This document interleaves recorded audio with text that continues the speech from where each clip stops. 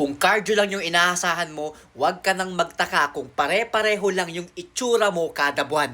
So may nag-comment, Coach, ano mas prefer mo? Cardio before gym or cardio after gym? So ano nga ba dapat yung mauuna? At bakit hindi pwedeng cardio lang yung gagawin mo kapag nagwe-weight loss ka? Ngayon, i-breakdown natin yung benefits ng pagka-cardio at pagwe-weight training. Kapag nagka-cardio kasi tayo, nagbaburn tayo ng calories for that specific time. For example, nag-cardio ka ng 1 hour. Ngayon, possible na mag-burn ka ng 250 calories. At doon na natatapos yung calorie burning mo. However, kapag nag-weight training ka, for example, for 1 hour, possible mag-burn ka ng 250 calories. Ngayon, hindi doon natatapos yung calorie burning mo. Kasi kahit wala ka nang ginagawa, nagpapahinga ka na, natutulog ka na, still, nagbe-burn ka pa rin ng calories. At ang tawag doon is yung passive calorie burn. Or yung afterburn na tinatawag. During weight training kasi, nahihirapan yung mga muscles natin, nai-stress sila.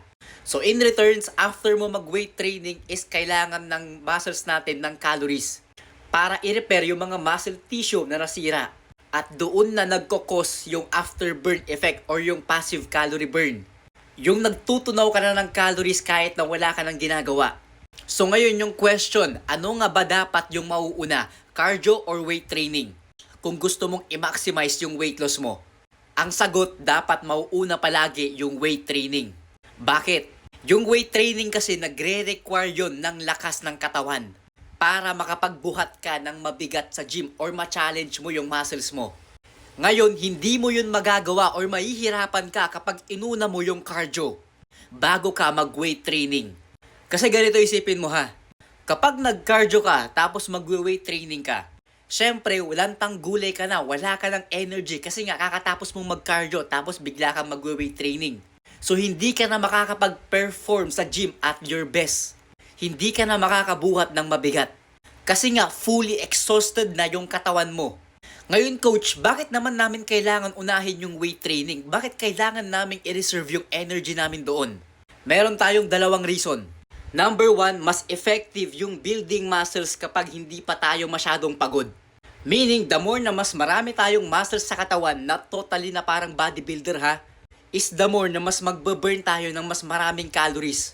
At mas tutulungan tayo nun na mas mag-burn pa ng fat. Yung mga muscles natin sa katawan, tignan nyo yan as calorie burning machine ng katawan natin. Number 2, the more na mas fresh pa yung katawan natin kasi inuna natin yung weight training, is the more na mas makakabuhat tayo ng mas mabigat.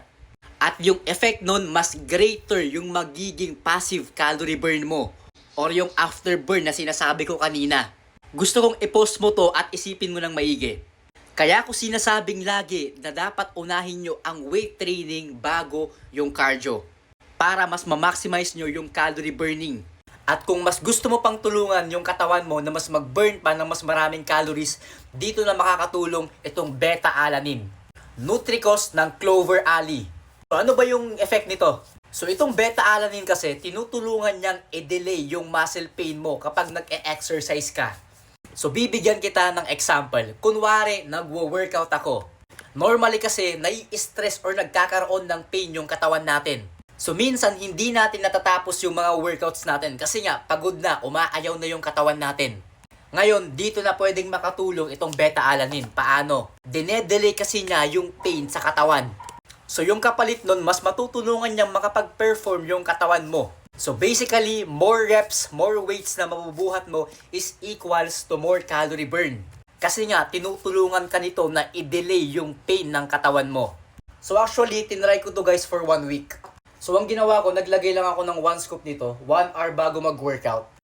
Alam nyo nung tinake ko to no, nakaramdam ako ng medyo pangangati sa katawan, no, which is normal lang naman. Kasi ibig sabihin, gumagana na yung beta-alanine sa katawan natin. And napansin ko no, dinedelay talaga niya yung pain sa katawan ko based on my experience. So kung interested ka dito sa beta-alanine ng Clover Ali, i-follow mo to. So punta ka sa my profile ko tapos i-click mo tong showcase ko. Then i-check out mo na tong beta-alanine ng Clover Ali. So yun lang, kung nakatulong, follow ka naman dyan. At kung may question ka no, i-drop mo lang dito.